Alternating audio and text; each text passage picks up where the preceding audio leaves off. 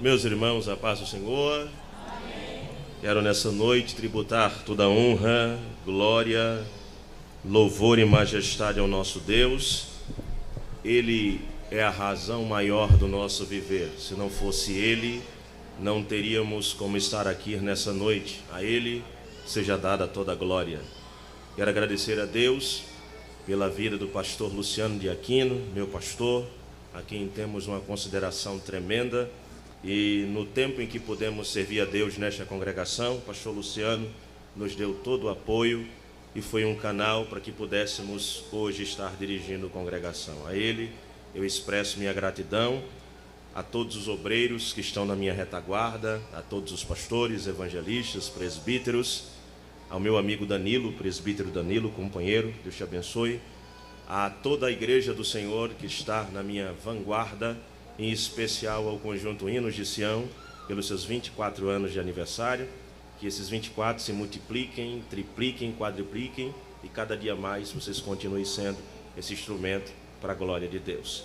Trago-vos a paz da querida igreja do Senhor que está em Jardim Royal, na 8ª região, a qual Deus, por meio do nosso pastor presidente, tem me concedido que possa estar ali, coapacentando aquele rebanho. Os irmãos que recebem a paz, digam amém. Amém. Queridos, abra sua Bíblia, por gentileza, no Evangelho do Senhor Jesus, segundo escreveu Mateus, no capítulo 24, a começar do versículo 1, pedindo a Deus uma palavra para que pudesse pregar.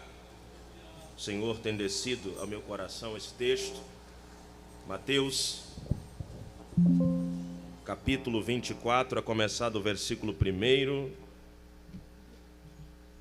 Estava pedindo a Deus uma confirmação dessa palavra, e assim que eu entrei, que dobrei o meu joelho, que o pastor leu a leitura oficial, casou certinho para a glória de Deus. Assim está escrito: e quando Jesus ia saindo do templo, aproximaram-se dele os seus discípulos para lhe mostrarem a estrutura do templo. Jesus, porém, lhe disse: não vedes tudo isto? Em verdade vos digo que não ficará aqui pedra sobre pedra que não seja derribada. E estando assentado no Monte das Oliveiras, chegaram-se a ele os seus discípulos, em particular dizendo: dize-nos quando serão essas coisas, e que sinal haverá de tua vinda e do fim do mundo? E Jesus respondendo disse-lhes: acautelai-vos que ninguém vos engane, porque muitos virão em meu nome dizendo eu sou Cristo, e enganarão a muitos. E ouvireis de guerras e de rumores de guerras. Olhai, não vos assusteis, porque é mistério que isto tudo aconteça, mas ainda não é o fim. Porquanto se levantará nação contra nação, e reino contra reino, e haverá fomes, pestes, terremotos em vários lugares. Mas todas essas coisas são o princípio das dores. Então vos hão de entregar para serdes atormentados, e matar-vos-ão, e sereis odiados de todas as gentes por causa do meu nome. Nesse tempo, muitos serão escandalizados e trair-se-ão uns aos outros, e uns aos outros se aborrecerão. E surgirão muitos falsos profetas, e enganarão a muitos, e por se multiplicar a iniquidade, o amor de muitos se esfriará. Mas aquele que perseverar até o fim será salvo. E todos dizem: curve sua cabeça, querido Deus, eu acabei de ler a tua palavra, Senhor. Tua palavra que é viva, que é eficaz. Eis o teu rebanho, Senhor, que está nesta noite sedento para ouvir a tua palavra. Que tão somente eu seja um canal para a transmissão da mesma. E que tudo, Senhor, que eu venha falar nessa noite seja para a honra e a glória do teu nome. É o que eu te peço e te agradeço no nome de Jesus. Querida igreja, a igreja do Senhor, ela foi chamada ao mundo para estar no mundo. A igreja apesar de ter sido chamada do mundo para estar no mundo, a igreja, ela não é do mundo. A igreja, ela foi chamada, se pudéssemos reduzir em 2 sentenças, a igreja foi chamada para ser sal da terra e luz do mundo. Quando nós falamos de sal, voltamos para a etimologia da palavra. Sal vem do latim salarium, traz o sentido de pagamento por meio do sal. À época do Novo Testamento, o valor, a forma mais preciosa que se tinha para pagar alguém era por meio do sal. Os soldados romanos recebiam seus pagamentos em salário por meio do sal e com isso comercializavam para conseguir seus itens. O sal, no início de todas as coisas, tinha como função principal não salgar, não dar sabor, mas à época a finalidade do sal era de preservar. Haja visto que não existiam geladeiras, então a forma era de salgar a carne e pendurá-la para que ela pudesse durar meses e até anos. Apesar do sal ter essa serventia, quando ele perdia sua validade, quando ele não era acondicionado em um local correto, ou tinha muita exposição de sol ou de umidade, ele se tornava insípido. Sal insípido era o sal pedrificado, que por mais que se quebrasse, ele não tinha mais propriedades para salgar. A única finalidade que este sal servia era para ser jogado nas principais avenidas que existiam do Império Romano, a saber, a principal de todas, a Via Nátia, onde aquele sal servia de tapa-buraco e facilitava para que as carruagens e as rodas do império não deslizassem. Então, em primeiro lugar, a igreja, ela foi chamada a título de introdução para preservar. Número 1, preservação. Em segundo lugar, a igreja, ela foi chamada para brilhar, para iluminar, para clarear. Quando nós voltamos ainda também à era cristã, nós percebemos que o principal elemento que se usava para poder iluminar era o candeeiro. Aquele candeeiro era por meio de um pavio e por meio de azeite, óleo ou outro material que pudesse fazer com que iluminasse. As pessoas que eram pobres não tinham acesso a velas, não tinham acesso a um candeeiro digno e usavam à época cavacos, pedaços de pau untados com óleo para poderem iluminar. E a função principal era de colocar aquela iluminação na parte mais alta que se existisse, para que pudesse alumiar todas as áreas. Então podemos dizer que a segunda missão da igreja é radiar luz para o mundo perdido. Mas seguindo este conceito, nós sabemos que a igreja, ela é absolutamente diferente do mundo. Não há como ter conexão. Igreja e mundo é como se pudéssemos usar os elementos de água e óleo. Por mais que se queira misturar, por mais que se coloque água e óleo dentro de um depósito e sacuda, depois que voltar ao normal, óleo será óleo e água vai ser água. A igreja, ela é odiada pelo mundo. Quando nós fazemos uma análise acurada, podemos parar para perceber que o mundo, ele odeia a igreja. O apóstolo João já vai deixar enfático em sua carta que o mundo, ele jaz no maligno. Quando o apóstolo diz que o mundo jaz no maligno, ele está deixando claro que toda a esfera estrutural, quer seja econômica, quer seja política, quer seja social, está entravada, está enraigada como o mal. É por isso que o mundo, ele odeia a igreja. Outra coisa, a igreja, ela não pode amar o mundo, nem ser amiga do mundo. É impossível. Eu não estou tratando de algo que pode ser negociável. Eu não estou tratando de algo que pode ser aceito. Quando nós olhamos para a Constituição Brasileira de 1988, existem as causas pétreas, causas que não podem ser mudadas em hipótese alguma. Então, na regra, na visão entre igreja e mundo, a igreja não pode amar o mundo e nem pode ser amiga do mundo, porque isso vai de encontro à palavra de Deus.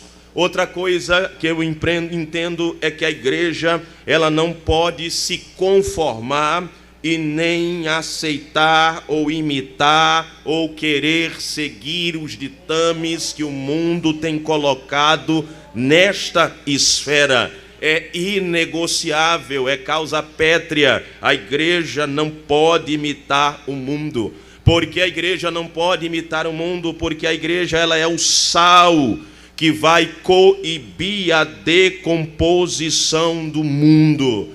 Percebam que se não houvesse o sal para preservar na era testamentária, a podridão iria inundar, porque uma carne depois de morta, ela não pode passar de 24 horas a não ser acondicionada de forma correta, porque depois de 24 horas inicia-se o processo de decomposição, a carne vai apodrecer, vai surgir bichos, vai feder, vai ter pustulência, com 48 horas a barriga estoura e todas as vísceras vão sair. Então, para que existe sal? Para que existe? A igreja, ela é o sal que ainda consegue preservar este mundo tenebroso. A última semana saiu o censo mundial e o censo vai dizer que nós somos mais de 8 bilhões de pessoas. 8 bilhões de pessoas que, se não fosse a igreja, estaria podre, estaria perdido, estaria sem jeito. Mas no meio desse caminho existe uma igreja no sentido espiritual que está com um sal que representa o evangelho, está com uma palavra verdadeira, está com uma palavra santa, não com uma palavra contaminada, não com uma palavra suja, mas com uma palavra verdadeira. Enquanto as coisas parecem que vão sair do controle, enquanto as coisas parecem que vão desabar, enquanto alguém levanta a mão para dizer está tudo perdido, não tem jeito, que alguém olha para trás e diz quem é aqueles que estão vindo, e alguém vai dizer é aquela que é a noiva do cordeiro. Quem é aquela que está vindo atrás? É aquela que é a morena queimada pelo sol da justiça. Quem é aquela que está vindo? É aquela que é detentora da verdade, não a verdade do mundo, não a verdade do homem, não a verdade que alegra, não a verdade que amassageia o ego, mas a verdade poderosa, genuína, justa e verdadeira, que é o evangelho de Jesus Cristo de Nazaré. Por isso paremos com esse mimimi, porque o mundo ainda não vai acabar, porque ainda existe uma igreja poderosa que ainda tem coragem de abrir a boca e dizer que Jesus Cristo é o Senhor, para a glória de Deus Pai. Que Satanás queira ou que não queira, que aceite ou que não aceite, a igreja vai marchar, a igreja vai triunfar, a igreja vai pregar, a igreja vai adorar, a igreja vai pregar, e o nome de Jesus Cristo vai ser glorificado sobre a face da terra.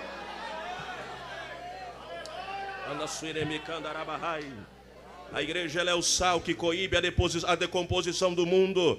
A igreja é a luz que aponta para o caminho. Glória a Deus. Quando nós falamos que a igreja, ela é a luz que aponta para o caminho, podemos dizer que se pudéssemos olhar, esse mundo está no maligno, este mundo está totalmente da escuridão, este mundo está na depravação, este mundo está no secularismo, esse mundo está no gramichismo, esse mundo está em todas as letras que querem usar e mudarem do alfabeto para falarem de uma determinada comunidade. O mundo, olhando pela ótica humana, está nas trevas, está apagado, mas não é motivo, glória a Deus, nessa noite de não nos alegrarmos. Qual é o motivo de nos alegrarmos, pregador? É porque em meio a esta devassidão, em meio a esta podridão, em meio à situação calamitosa que estamos vivendo, em meio a um caos declarado, a igreja está como um holofote brilhando aonde quer que ela vá. O que é que eu estou dizendo? É que aonde a igreja chega, se tem uma prostituta, o evangelho leva a luz. Se tem um homossexual, o evangelho leva a luz. Se tem uma lésbica, o evangelho leva a luz. Se tem uma boca de fumo onde diz que tem um traficante que manda, a igreja entra, a igreja adora, a igreja glorifica, e a igreja vai pregar. Por quê?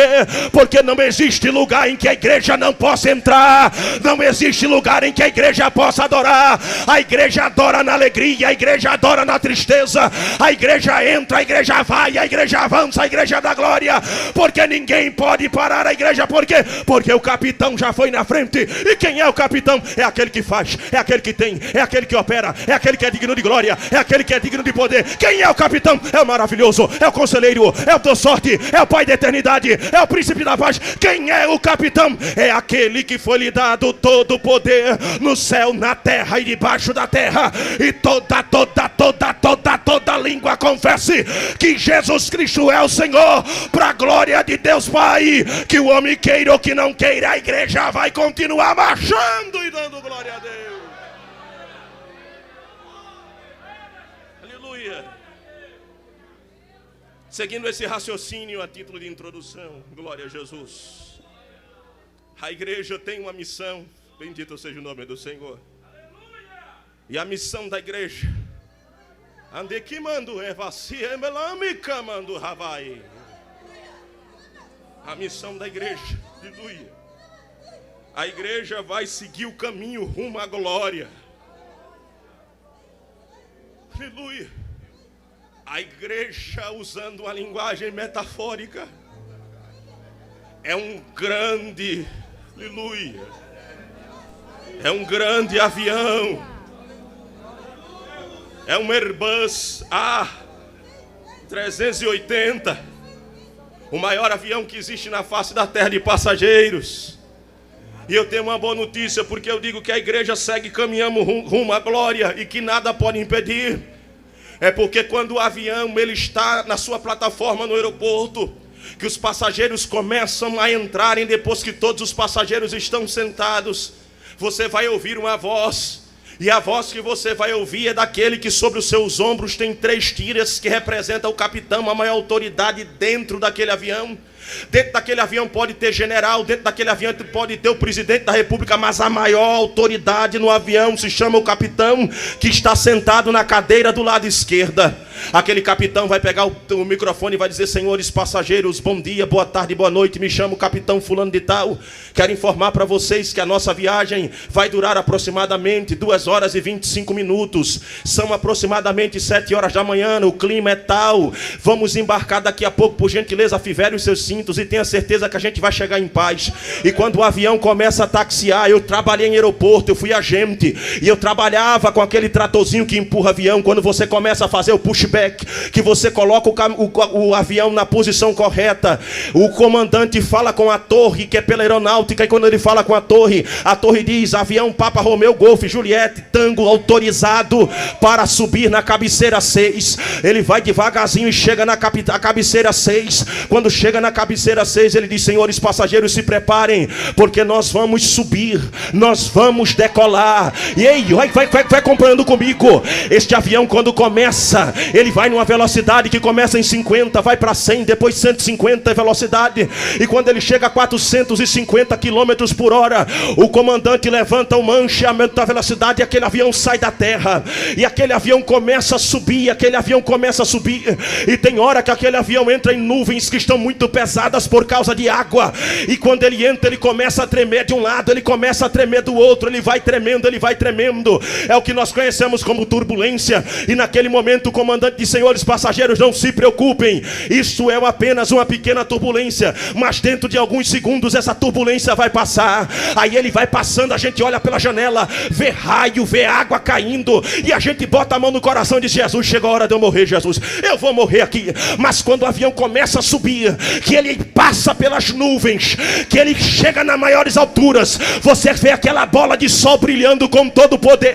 Você olha para o lado, está tudo azul, e o comandante diz assim: senhores passageiros, podem tirar a fivela, porque já estamos em voo de cruzeiro. Ei, o que eu quero pregar nesta noite, este avião representa a igreja de Jesus Cristo de Nazaré.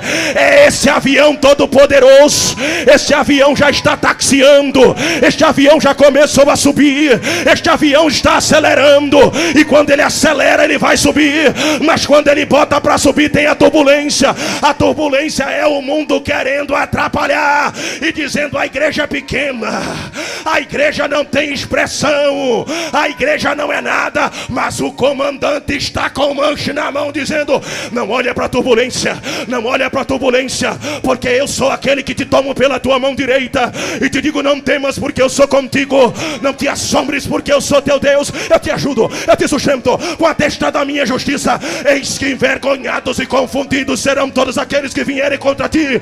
Por um caminho ele vai vir, mas por 7 caminhos ele vai correr. Porque nesta noite eu digo: não temas, porque eu estou contigo. Não te assombres, porque eu sou teu Deus. Eu te ajudo, eu te sustento. Eis que aquele que habita no esconderijo do Altíssimo, a sombra do Onipotente descansará. Direi: ele é meu Deus, ele é meu refúgio, ele é a minha fortaleza. 1000 vai cair ao teu lado e 10.000 à tua direita, mas tu não vais ser atingido. Por quê? Porque eu quebro o arco, eu queimo os carros no fogo e digo: aquietai-vos e sabei que eu sou Deus, porque eu estou no controle, eu estou no controle, eu estou no controle. A igreja está subindo, vai subir, vai subir, vai subir, vai subir. A igreja vai subir.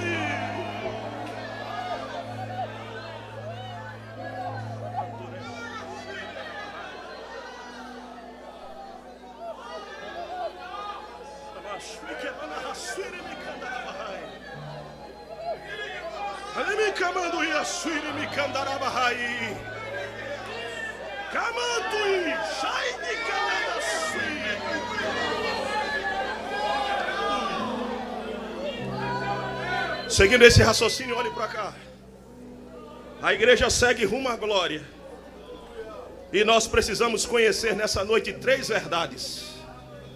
3 verdades fundamentais. Glória a Jesus. Verdades essas que mostram o papel desta igreja. Em primeiro lugar, a igreja ela é governada pelos valores do reino de Deus. Eu quero deixar isso bem claro. A igreja, aleluia, ela é governada pelos valores do reino de Deus.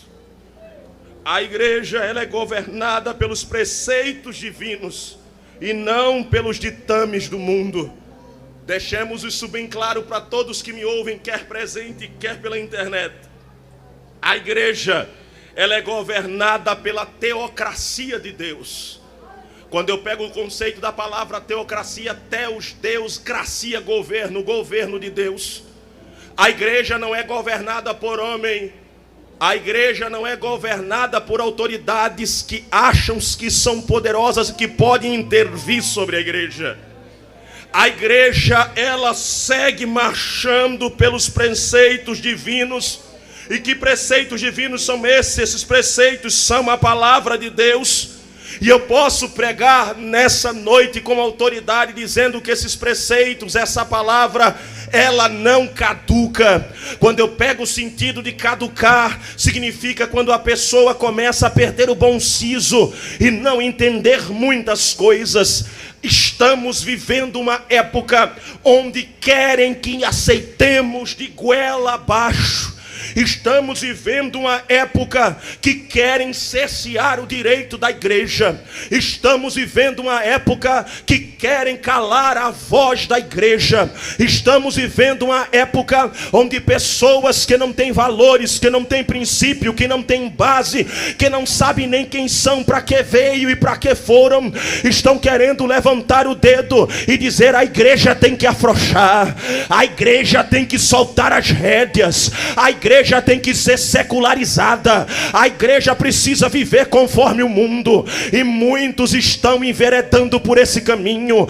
Pastores que outrora pregavam o evangelho verdadeiro, agora estão levantando a bandeira do secularismo e dizendo: a Bíblia é atrasada, a Bíblia é retrógrada, a Bíblia precisa ser reescrita. Cantores que outrora cantávamos sua canção, que falavam que Deus é Deus forte, Pai da eternidade, príncipe da paz, que dizia que Jesus maravilhoso é, agora é filmado com a garrafa de cerveja, doidão, bebo cego numa festa, e abre a boca para dizer que o Brasil não pertence ao Senhor Jesus. Mas eu tenho uma coisa para dizer nessa noite: na autoridade do nome de Jesus. Não é A, não é B, não é C que vai dizer qual é o papel da igreja.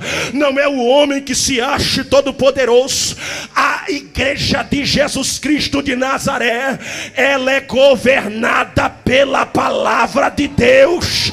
Que goste ou que não goste, que aceite ou que não aceite, mas a palavra de Deus é viva, é eficaz, é mais penetrante do que qualquer espada aguda de 2 guinhos, porque ela penetra até a divisão da alma, da junta, do espírito, das medulas, e é apta para discernir os desejos e intenções do coração.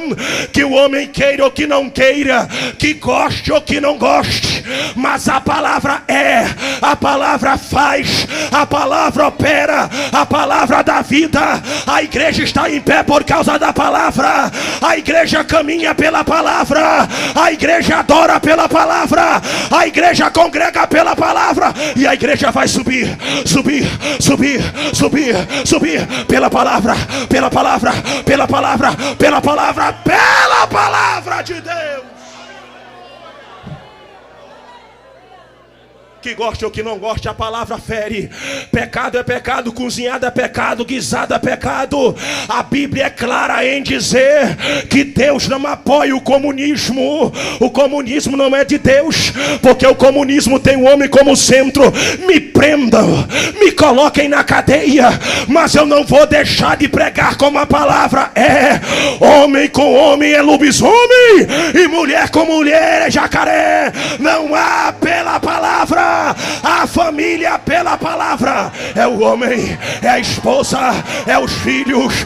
Tentem nos calar, mas não vamos parar. Por que não vamos parar? Porque ele já foi na frente. Quem é que foi na frente? O capitão. O capitão está quebrando o arco, que é Jesus Cristo de Nazaré. Quebra, quebra, quebra. Se levanta e vai cair. Se botar o dedo vai quebrar a cara, porque contra esse povo não tem macumba, contra esse povo não tem encantamento, contra esse povo não tem tambor, contra esse povo não tem cara feia, porque é Deus, é Deus, é Deus, é Deus. Quem é de Deus levanta a mão e dá glória.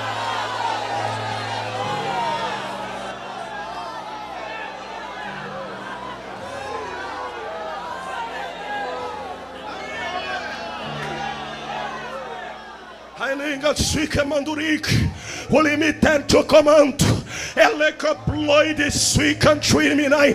Eu sou o Senhor soberano nos céus e na terra. Lecoploide Fly, Eco Contruiminai. Estou sentado no alto e sublime, e sublime, e sublime, e sublime trono. Elecontruimi Candarai. Nenhuma armadilha preparada por Satanás vai impedir o marchar da minha igreja. Ai que plus ichonai. A minha igreja tem a minha presença, a minha igreja tem a minha glória, a minha igreja tem o meu operar, a minha igreja tem as minhas mãos estendidas. Ai coste antuplai inchorai. Eu sou aquele que levanto do trono e vou na frente da minha igreja. O político pode tentar parar, pode dizer que vai fazer leis, pode dizer que vai embargar, mas nem vai fazer, nem vai embargar e nem vai parar, porque esta obra é santa, esta obra é santa, esta obra é santa, e eu, o Senhor Deus Todo-Poderoso, estou guiando, estou abrindo a porta, estou dando livramento, estou cuidando dos teus, estou protegendo os teus, estou abrindo porta ali, porta acolá, porta atrás, porque a porta que eu estou abrindo é uma grande porta. Então aquieta o teu coração, igreja, porque eu, o Senhor, vou fazer com que a igreja marche, marche, marche, marche aqui, marcha ali, marcha atrás, marcha na frente. Diz o Senhor dos Exércitos: cadê a igreja que adora o Senhor?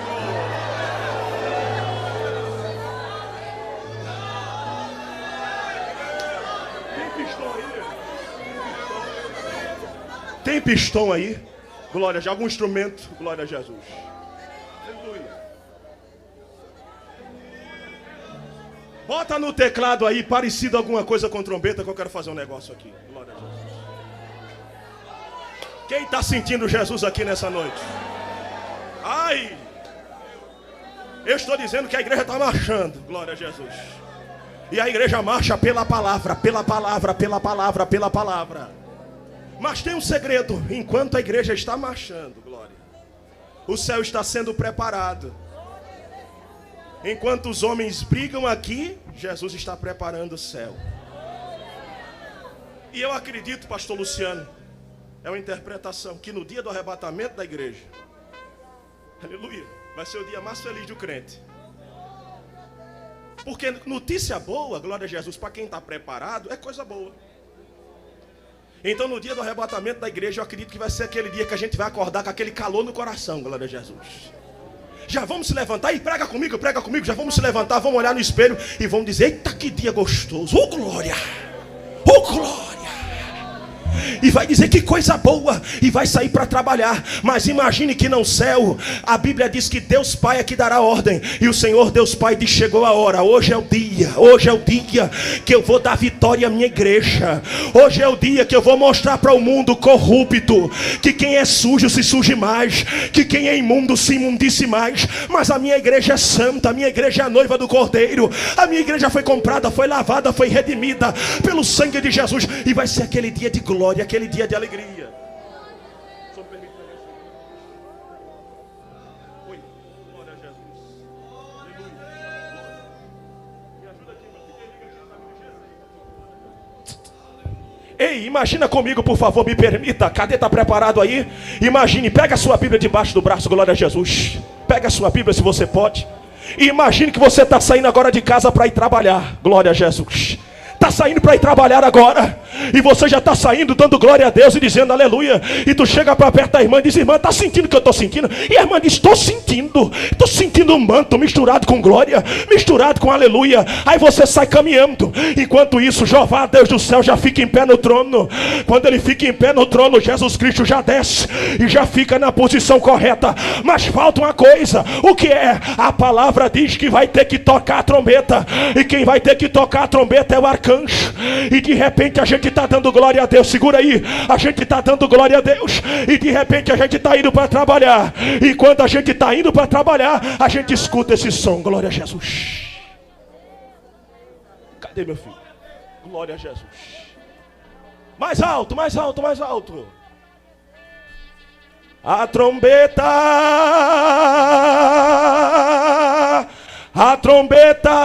está tocando e a igreja caminhando. E quando você vai marchando, de repente você já vai abrir os olhos e vai estar diante daquele que é o Senhor dos céus, da terra e debaixo da terra. E ele vai dizer, vinde benditos de meu Pai, possuí por herança a terra que estava preparado. Chegou o arrebatamento, a igreja subiu. E aonde ficou a esquerda? A esquerda ficou e a igreja subiu. E cadê o pecado? O pecado ficou. Subiu. Cadê a igreja? Cadê a igreja? Cadê a igreja? Que vai subir?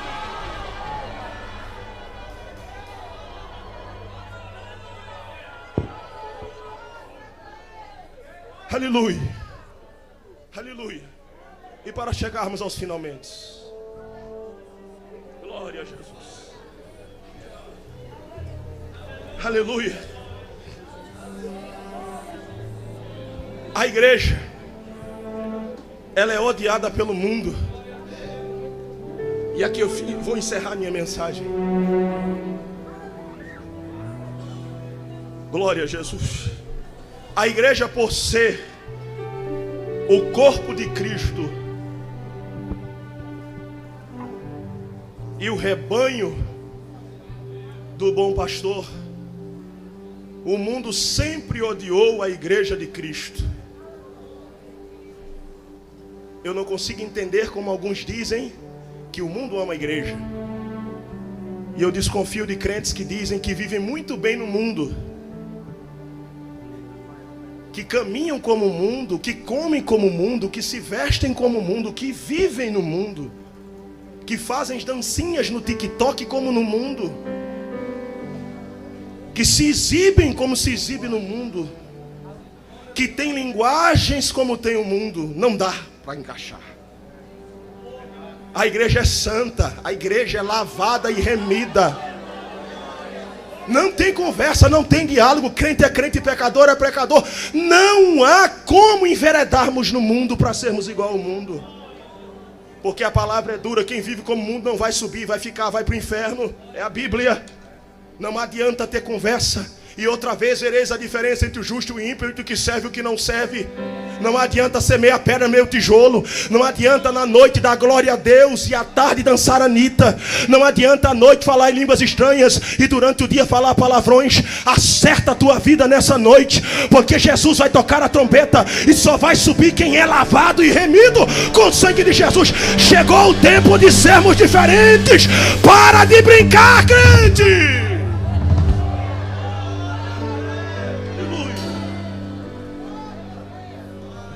O mundo sempre odiou a Cristo. E o mundo odeia a igreja. O mundo nunca foi favorável à igreja. Sempre destilou seu ódio contra a igreja. O mundo, ele é governado pela mentira. E sempre se opôs à igreja. Por que ele se opôs à igreja? Porque a igreja é a coluna e o baluarte da verdade. O sistema, ei, olhe para cá, é palavra pastoral, não é palavra de itinerante, então é devagar mesmo. O mundo e o seu sistema político, cultural e religioso estão atacando a igreja.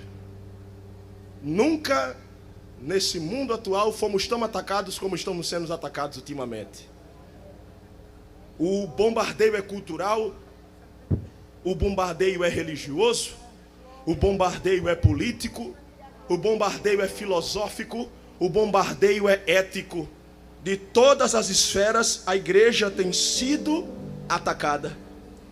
Ideologias contrárias à fé cristã são promovidas escancaradamente. Eu estava no Apivida essa semana com a minha filha, 11h40 da noite, na emergência de infantil, e a televisão estava ligada, e na televisão estava mostrando duas mulheres dando beijos profundos para todo mundo ver. E teve um cabo de coragem que foi lá e desligou a televisão. A ideologia do mundo é que temos que aceitar de goela abaixo. Abrir a goela e temos que aceitar. As ideologias têm propagado, têm feito tudo para querer atrapalhar a igreja. A ponto de quererem que os nossos pastores, um que já partiu para o lado de lá, querer criar o curso teológico liberal específico para aceitar o movimento comunista dentro da igreja. Estamos sendo bombardeados de todos os lados. Existem projetos de todas as formas. O banheiro social, onde um caba chega na porta do banheiro feminino e chega, quebra o braço para um lado, quebra o braço para o outro, se derrenga e diz: eu sou mulher e tenho direito a entrar naquele banheiro. O mundo está avançando contra a igreja de todas as formas. E alguém já está tentando de alguma forma criar meios para que não possamos pregar a Bíblia mais como ela é. Para que venhamos relativar a mensagem. Ou seja, se o mocotó é grosso, tem que diluir o mocotó, glória a Jesus, para ficar parecendo caldo de peixe. Querem de todas as formas. Mas aqui eu chego pertinho do final da minha mensagem. O que é que eu vejo, pastor? É que a igreja, ao longo da história, ela tem sofrido amarga perseguição. Não é de se escandalizar e a gente achar que esse momento é o pior. Não é a gente achar que porque o cenário político está desse jeito e alguém não sabe dividir as coisas, diz: a igreja está acabada, a igreja morreu, a igreja agora vai afundar. Mas quando eu olho para a palavra, aquilo que é a base dessa igreja não é conversa de potoca ou conversa de boi dormir, é Bíblia. A Bíblia vai me dizer, glória a Jesus, que a igreja sofreu. A primeira grande perseguição da igreja categórica foi por meio do Império Romano. O Império Romano o maior império de toda a história, o maior império bélico com autoridade, usou suas legiões romanas para matarem os crentes. Glória a Jesus. Nero, no ano 62, com sua loucura, manda tocar fogo na cidade de Roma, quando todos conhecem. Dos 14 bairros, 10 pega fogo, 4 não pega, e botaram a culpa que quem morava nesse bairro, a maioria de crentes e judeus. Nero manda começar um massacre contra a igreja, ferrenho, e nesse massacre, enquanto os crentes estavam morrendo, ele estava lá alegre, a ponto de pegar crentes, uma estaca bem grande, estacar de um lado e do outro, botar 2 tarraxas, jogar azeite e pendurar para que fosse um poste para iluminar, a ponto de jogar os crentes. Vespasiano, no ano 70 depois de Cristo, ele inaugura o Coliseu Romano, e quando ele inaugura 100 dias de festa, 100 dias de morte de crentes, botava os crentes amarrados com um pedaço de carne com sangue, para que os cães comessem, colocava os crentes soltos para que os leões ferozes da Líbia devorassem, para que os touros chifrassem, para que os soldados do Coliseu, os gladiadores matassem. Ele fez tudo isso, mas não foi capaz de parar a igreja. E o pastor Genival Bento vai dizer que quando ele esteve na Itália, ele esteve perto do Coliseu, e um intérprete, um guia, ele chamou o guia e disse como era mais ou menos aqui a cena. E aquele guia era cristão, e aquele guia disse assim: olha, pastor Genival Bento, aqui os crentes ficavam nesse cantinho aqui enclausurados, cheio de ratos, cheio de lodo, fedor, fezes, e os crentes ficavam em fila, e o carrasco romano dizia: daqui a pouco eu vou abrir os portões, e quando abrir os portões, vocês vão serem lançados. E o pastor Geno perguntou para eles: ei, os crentes ficaram com medo, ficaram tímidos? E o intérprete disse: medo, tímido, e tinha uma alegria lá dentro de onde eles estavam. Os crentes estavam cantando louvores ao Senhor, e o pastor Geno arregalou o olho, e ele dizia que eles começavam a cantar louvor, e se fosse hoje, eles diziam: glória, glória, aleluia, glória, glória, aleluia, glória, glória, aleluia,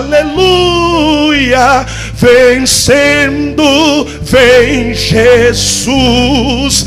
E o pastor disse que eles ficavam na fila, mas quando estava chegando dos 10 e 10 que iam entrar, um pegava no ombro dos outros e dizia: deixa eu ir primeiro.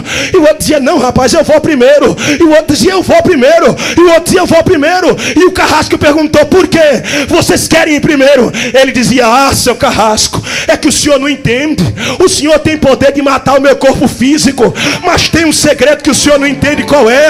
É que daqui a pouco eu vou perder a cabeça, mas é perdendo a cabeça e aparecendo Jesus dizendo: vinde, tu venceu, tu venceu, tu venceu, tu venceu, tu venceu. O que eu quero dizer com o final desta mensagem é que deixa o Supremo Tribunal Federal se levantar, com o careca, com o cabeludo, com quem queira se levantar, porque por mais que ele se levante, a igreja vai continuar dando glória a Deus, porque é Jesus que cuida dessa obra, é Jesus que dá vitória. Pode se levantar o presidente da esquerda, pode se levantar o governador, pode se levantar o prefeito, pode se levantar o Senado, pode se levantar a Câmara, mas eles vão perder tempo, porque Jesus já se levantou primeiro. Ele está dizendo: é vitória, é vitória, é vitória, é vitória, é vitória, é vitória, porque a igreja vai marchar dando glória a Deus.